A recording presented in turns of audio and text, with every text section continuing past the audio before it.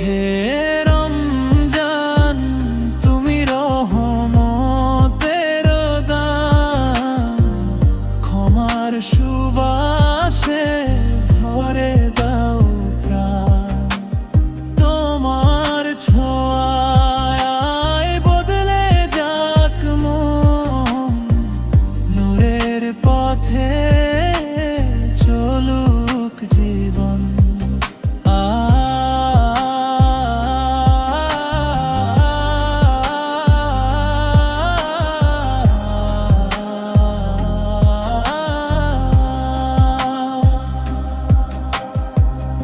আজান ধ্বনিতে ভাঙে রোজার নীরবতা, খেজুর আর পানিতে সুন্নাহর বরকতা।